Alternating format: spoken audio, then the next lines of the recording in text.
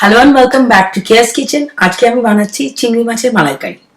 গলদা চিংড়ি মালাইকারি বানানোর জন্য আমার লাগছে নারকেলের দুধ, টমেটোর পেস্ট, আস্ত গরম মশলা, এলাচ, লবঙ্গ, দারচিনি, জিঞ্জার, গার্লিক আর গ্রিন চিলি পেস্ট, কাশ্মীরি লাল মির্চ, অনিয়ন পেস্ট। আর অবশ্যই লাগবে গলদা চিংড়ি। আমার কাছে রয়েছে 600 গ্রাম গলদা চিংড়ি, তার সঙ্গে কিছু নিয়েছি মাথা ছাড়া চিংড়ি মাছ, বড় চিংড়ি, এটা রয়েছে 200 গ্রামের মতো। তাহলে চলুন শুরু করা যাক রান্নাটা। আমি এখানে সর্ষের তেল ইউজ করছি। সর্ষের তেল গরম করতে দিয়েছি আর তার সঙ্গে মেশাবো একটু ঘি। আমি 1 টেবিল স্পুন মতন ঘিটা মেশাচ্ছি। ঘিটা মেল্ট হয়ে গেলে, তেলটা আমার গরমই ছিল, আমি এর মধ্যে দেবো আস্ত গরম মশলাটা, এলাচ, লবঙ্গ, দারচিনি। এবার এটাকে একটু ফুটতে দেব। গরম মশলাটা ফুটে উঠেছে, একটা সুন্দর গন্ধ দিচ্ছে। এবার আমি এর মধ্যে দিয়ে দেব আমার অনিয়ন পেস্ট। আমি এখানে ইউজ করছি 3 টেবিল স্পুন মতন অনিয়ন পেস্ট। গ্যাসের আঁচটা একটু কমিয়ে দিচ্ছি যাতে কম ফোটে। 1/2 টেবিল স্পুন মতন অনিয়ন পেস্ট ইউজ করছি।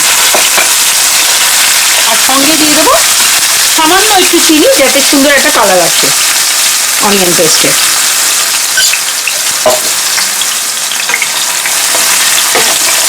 এবার এটাকে একটু সামান্য ব্রাউন হতে দেবো। অনিয়নটা ব্রাউন হয়ে গেছে, একটা সুন্দর কালার এসেছে। এবার আমি দেবো এতে আমার জিঞ্জার, গার্লিক আর গ্রিন চিলি পেস্ট। এটা আমি দিচ্ছি 1 টেবিল স্পুন মতন। এই জিঞ্জার গার্লিক পেস্টটা কিন্তু আমি বাড়িতেই বানাই, তাতে একটা আলাদা ফ্রেশ টেস্ট হয়। দোকানে বানানোটা আমি ব্যবহার করি না। ম্যাজিক বুলেটে বানাতে 2 মিনিট মতন টাইম লাগে, এর থেকে বেশি টাইম লাগে না। এবার আমি মশলাটাকে কষাতে দেবো কয়েক মিনিট। একটু আঁচটাকে আমি একটু মিডিয়ামে রেখেছি, মশলাটাকে কষাতে দেব।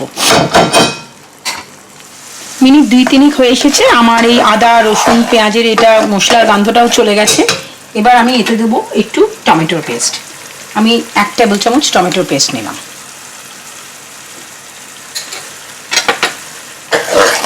এটাকে মিশিয়ে দেবো ভালো করে, আর আবার 1 মিনিটের জন্য এটাকে রান্না হতে দেবো। মশলাগুলো কষে গেছে, খুব সুন্দর একটা কালার এসেছে। এবার আমি দিয়ে দেবো এতে একটু সামান্য জল। আমার কাছে যে ব্লেন্ডারে মশলাগুলো বানিয়েছিলাম, সে ব্লেন্ডারে একটু গরম জল মিশিয়ে নিয়েছি, একটু জল দিয়ে দিচ্ছি।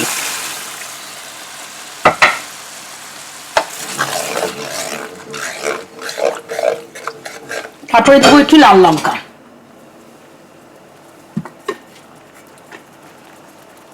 এটা কাশ্মীরি লাল মির্চ, আমি হাফ চা চামচের মতো দিচ্ছি। দিয়ে এটাকে একটু আবার রান্না হতে দেবো। মশলাটা ফুটে উঠেছে, এরপর আমি এতে চিংড়ি মাছ ছাড়বো। চিংড়ি মাছগুলো আমার মাথাওয়ালা চিংড়ি মাছ, তাই ছাড়ানো একটু কষ্টকর। প্রথমে মাছের মধ্যিখানটাকে আমি ছাড়িয়ে নিয়েছি, লেজের পোর্শনটাতে আমি শেলটা রেখে দিয়েছি যাতে মাছের শেপটা ঠিক থাকে। আর তারপরে মাথাটাকে একটু পরিষ্কার করে নিতে হয়েছে। এবার আমি আলতো করে এই চিংড়ি মাছগুলোকে দিয়ে দিচ্ছি।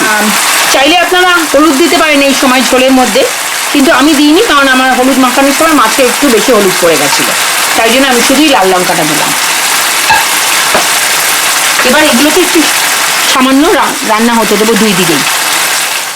মিনিট 3 হয়ে গেছে। এবার আমি এটাকে আলতো করে উল্টে দেব।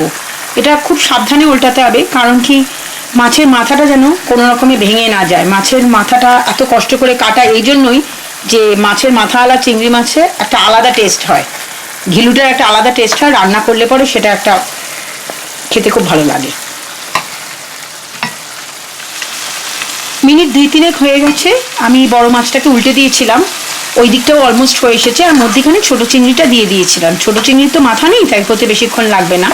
বড় চিংড়িটার মাথা আছে, তাই হতে একটু টাইম লাগবে। আমার দুদিকটাই হয়ে গেছে। এবার আমি এতে দেবো নারকেলের দুধটা।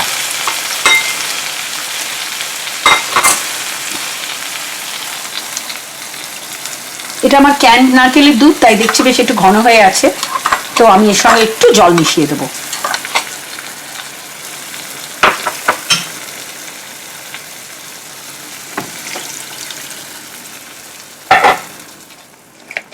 দিয়ে এটাকে হতে দেবো একটু নুন দেব প্রয়োজন মতো।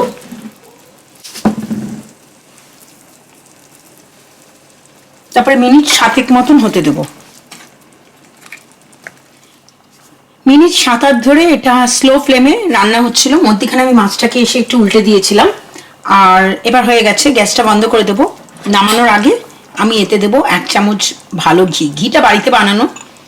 অন্য মশলাগুলো যেমন বাড়িতে আমি বানিয়েছি, এইটাও বাড়িতে বানিয়েছে, তবে আমি বানাইনি, আমার এক বন্ধু বানিয়েছে। আমি মনে হয় সে জানে আমি কার কথা বলছি। আর দেব গরম মশলা সামান্য উপর দিয়ে। ব্যাস তৈরি হয়ে গেল আমাদের সবার প্রিয় গলদা চিংড়ির মালাইকারি। Thank you for watching this video. আপনাদের যদি এই রান্নাটা ভালো লাগে তাহলে নিশ্চয়ই করে subscribe to my channel, like, share and comment করতে ভুলবেন না।